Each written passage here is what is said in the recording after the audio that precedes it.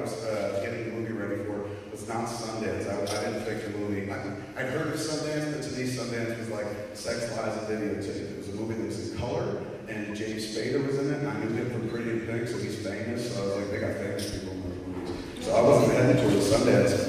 I was heading toward the IFFM in Manhattan, the Independent Feature Film Market. So while we were making the flick, and in post, I was up here in Montclair. We took the flick to the IFFM. It was October 3rd, 11 a.m. screening. October 3rd, 1993.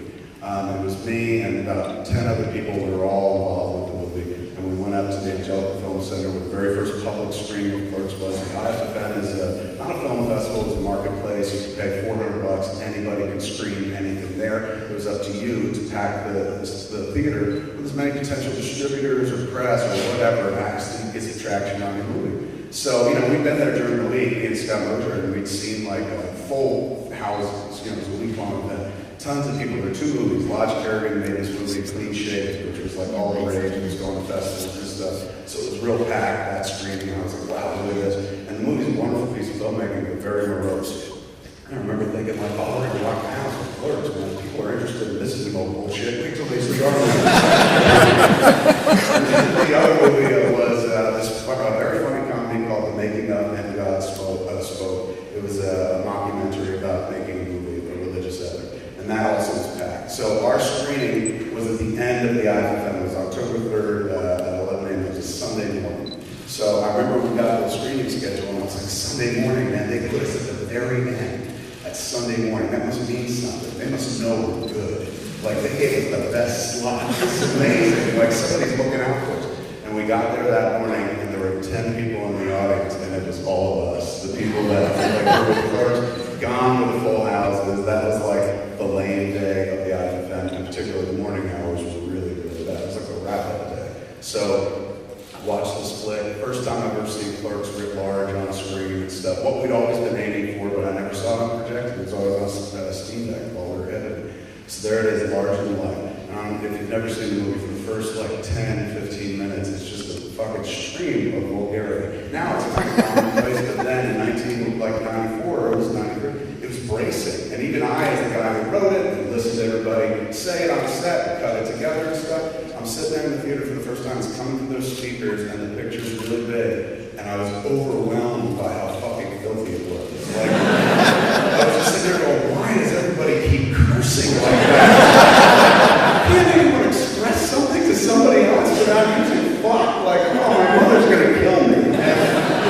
And then this was on top of the empty theater as well. So I was just like, oh my god, this to me is nightmare. I built toward this. This was the idea. We showed at this IFM, and something was going to happen. I didn't know what. Richard Linklater had done with Slacker. He had been there a year before with Slacker as a work in progress. So I was like, something happened to him. Maybe something will happen to us. That was my end game, and my end game was an absolute failure. So I remember leaving the screening.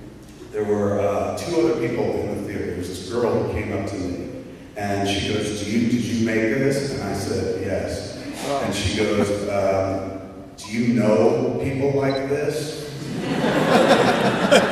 Characters in the movie. And I was standing around my friends who I based the movie on. And I was like, no, I made it up. Like, same way George Lucas made up Star Wars. They're just like Wookiees and shit. And it's all fake and stuff. She goes, well, I have this theory that all Nazis who were killed and died, reincarnated, and they live in New Jersey. Look, I've never heard that theory, but I'm going to bring that home to my parents.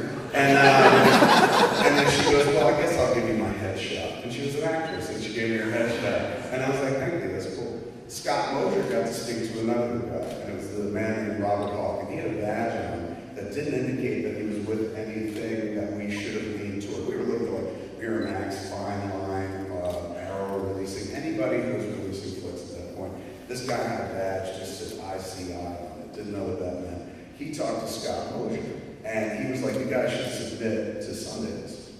And Scott was like, really? He's like, yeah, I know the people there, I think this movie's funny, you should submit, I definitely encourage them to pick you. So Scott got to talk to that person, I talked to the crazy Nazi lady. And then that was it. Then all we had to talk to was the cast and crew, the rest of us were all looking going like, what happens now? This is what we're working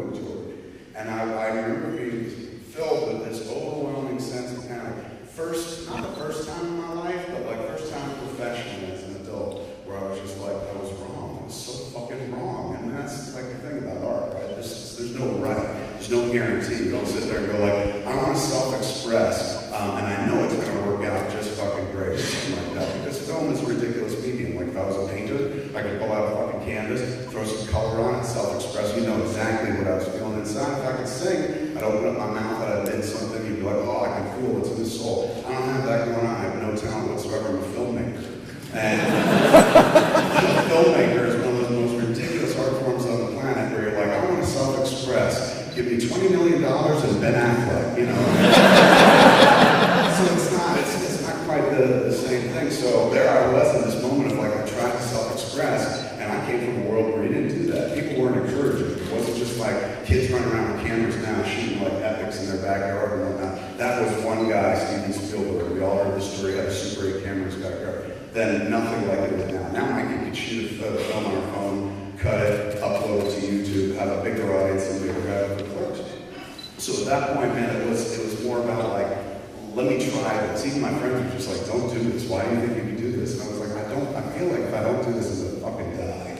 And they're like, well, don't be like that. And I was like, I don't know how to say it, dude. Like, if I don't get this off my chest, like I watched this movie, Richard Linklater Slammer. And this dude in the middle of nowhere made this movie about people, didn't go anywhere, didn't have 3-act structures, no villain, no car chase. I was like, just follow character for character. This dude just did it in his backyard in Bumblefuck, Texas. Who knows where that is? And it was Austin. Everybody knew where it was. Except me, I wasn't familiar with it. So thank God, I'll be honest with you, a little fucking ignorance goes a long way. If I had known Austin was like a cultural hotspot, the capital of Texas, UT is there's lots of art going on, I might have been like, oh, of course he made that movie. Like, he had a lot of support and shit. But to me, at that point, I saw Slacker, and I was like, okay, this guy in the middle of Bumblefuck, Texas, which is not New York or Los Angeles, he self-expressed. He made a film about nothing, about different than I've ever watched before in a multiplex. This is what I want to do. If he could do it in Nowheresville, Texas, I could do it in Nowheresville, New Jersey. If I'd known it was Austin, I would have been like, all right, maybe I won't try. But thank God I didn't know, so I was like, let's give it a shot. It's that, you just need a reasonable amount of unreasonability to kind of take that first step into doing something that most people be like, don't do that, don't do that. Because everybody has like a good idea, a couple million probably throughout your life of like, maybe I should do this, or what if I did this, or I've never seen this before. And then we have that internal voice that shouts it down, going like, shut up, loser, like somebody else will do it, not you, who you think you are. And so the idea is to find that reasonable amount of unreasonability, not unreasonable amount of unreasonability, where you're like, I could fly and jump off a building. That's very unreasonable. You need a reasonable amount of unreasonability, where you're like, I'm going to do this thing that maybe not everybody does, but like some people do, and it has been proven. Like, paths are there and stuff, so let me give it a shot. So I had done that, and I got smacked in the face with a big fat dick of destiny, and in a bad way, not in that luscious way, where like, oh. So, I remember leaving that screening after those conversations, one with the lady and one that Scott had, and I said, they were like, what do you want to do? And there was not a festive mood going on. So I said to Kristen, I was like, let's just go back to the apartment. So I immediately came back to Montclair, and this was the womb. I went right back to my apartment, crawled in my bed, and I was like, I'm such a fucking loser. I was like, I brought everybody to the point of like, we're going to do something, and nothing happened, and I have no fucking plan, and I'm like $27,000 in debt on credit cards, and I work at a fucking convenience store making $5 an hour, like, this is it, this shit blows. And I had that moment in the theater too while I was watching the movie. It was so vulgar, I was so overwhelmed by how shitty it looked and sounded, and like, what was I thinking? Why didn't anyone just say, Kevin, stop it? Like, why didn't anyone call me? But then about 20 minutes into the movie, I had this calming feeling. And this has been the story of my life, like this fucking crushing failure, and then this calming feeling of like, there's a reason. There's always a fucking reason this shit happens. And failure, in my estimation, is kind of like success training. Like, that's how you gotta cognitively reframe it and shit. Personal failure, not shit like the failure of human beings to stop the Holocaust. I'm talking about failure on your own behalf. Like, that's just kind of success training. The idea of like, all right, man, that happened, but if I change this, this, and this, and do it again, maybe it'll work out. So I'm sitting there going, watching the movie, and I said, you know what, don't shit on this, because you enjoyed this. Like, you never did this before, and directing the film, and you slipped into it somewhat naturally, and like, you did something you liked, which until this moment, until a few minutes ago, you loved. Like, this was everything you were pointing toward in life. Just because it didn't get received the way you wanted don't get shitty. Like, don't give this up. This is what you're gonna do. Fucking get another job if you have to, and pay off the debt. Like, that's the most important thing. Right now, you got all this credit card debt. I was like, you might have to get a second job. It can't just be quick stuff. I was like,